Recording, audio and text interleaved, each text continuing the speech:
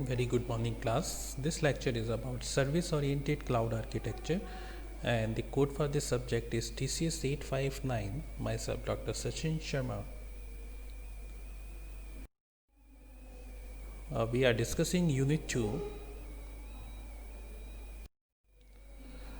Distributed Application. A distributed application is a program which runs on more than one computer or communicates through the network. And some distributed applications are actually two separate software programs, backend and front end. Backend software runs on a shared system and which manage shared resources, and the backend software also contains main processing capability for the application. But the front end software runs on workstation. It handles user interface functions such as receiving inputs from keyboard or displaying output to a screen that the machine that you interact with at, or you can also say the local host.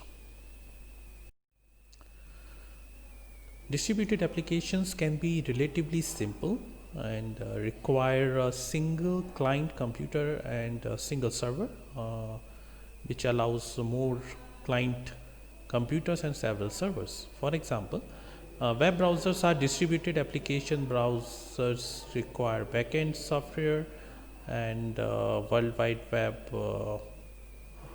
and as front end software installed on the workstation, such as Netscape Communicator or Internet Explorer, Google Chrome, uh, Mozilla Firefox, and so forth. The example of distributed application, in short, we also call it DApps. So companies in the financial sector are constantly seeking a new ways to incorporate DApps into their work process through the blockchain. And why the blockchain system is important? Because it's improved the transparency of a firm's operation in order to meet the stringent requirement of financial regulators. Uh, if you must have noticed that how the financial institutions are linked to each other. For example, if a person borrowed a loan from X bank, or it will, in our scenario, will take like example of any bank, Punjab National Bank, right?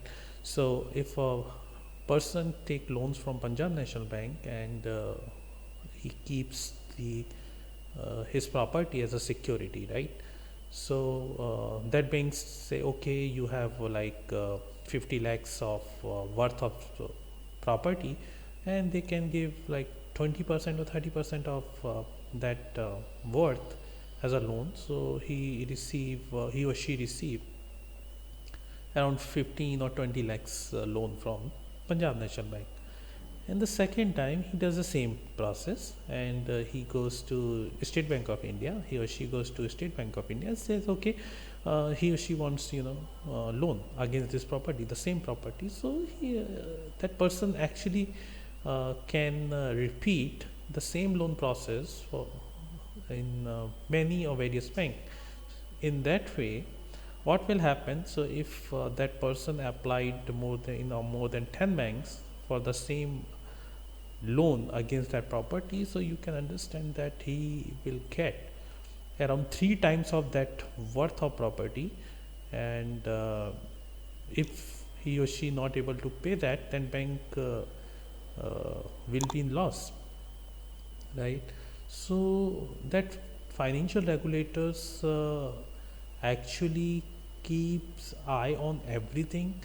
And if a person has taken loan from one bank, he cannot keep the same security against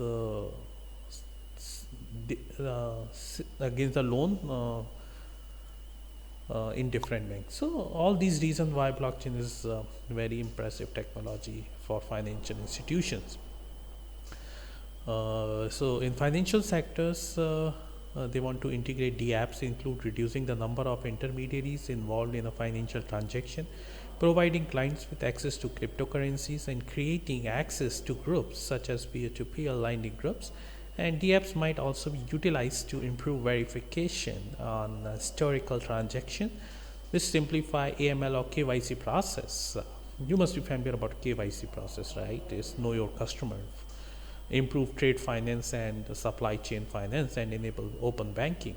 Basically, what the bank wants from their customer, that KYC enables banks to see your financial status, so and your identity. So basically, in KYC, you submit your Aadhaar card, you submit your PAN card, and some family background details.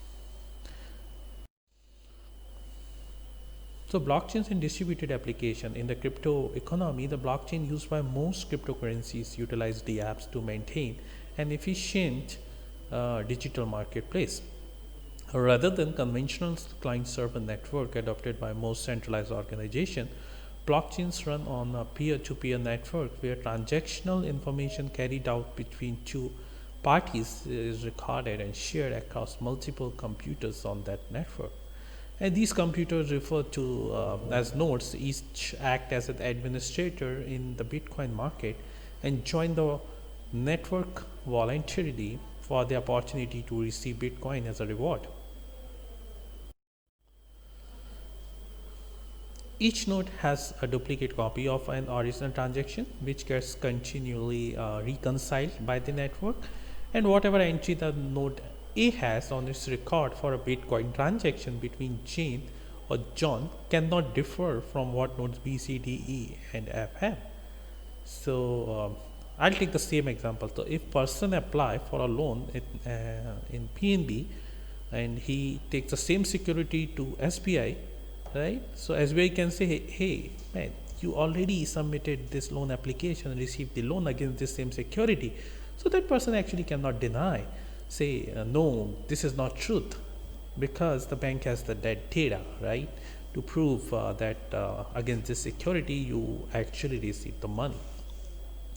So this means for verifying each transaction by multiple nodes is called distributed ledgers. Since a version of events can be verifiable with different computers, a hacker would need to get into all the systems spread across various geographical locations in order to track the transaction and corrupt the recorded data.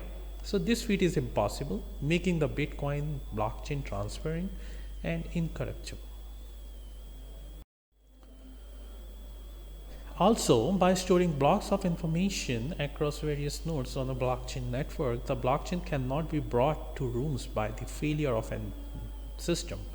When a computer system fails, the other system acts as a backup and keeps running regardless of the down system. Once all active nodes have received and verified a transaction as valid, the transaction is added to the chain and general ledger for public access. The ability of all nodes to keep functioning even when one or two nodes drop out the network, but make sure there is backup for every node, so the data cannot be corrupted in blockchain. DApps is designed to allow users of a network to collaborate and share ideas, coordinate on tasks, access information, and exchange application through server. They are mostly used on client-server networks where the user's computer access information from the server or cloud computing server. And there are different computer systems that have been distributed across the network, are normally tasked with similar or different objective. For example, in e-commerce platform, each computers may be responsible for specific tasks such as sending and receiving email about a special offer, compiling a list of customer and their purchase history, updating the customer list with new customer, accepting product reviews from each patrons, accepting various payment method at checkout, answering customer questions online. So each of these tasks will be carried out by one or more system on the network, and all the system communicate with each other to ensure that the customer buys and receives the product that is beneficial to them. So that's it for the day. I hope you have enjoyed the lecture. Thank you.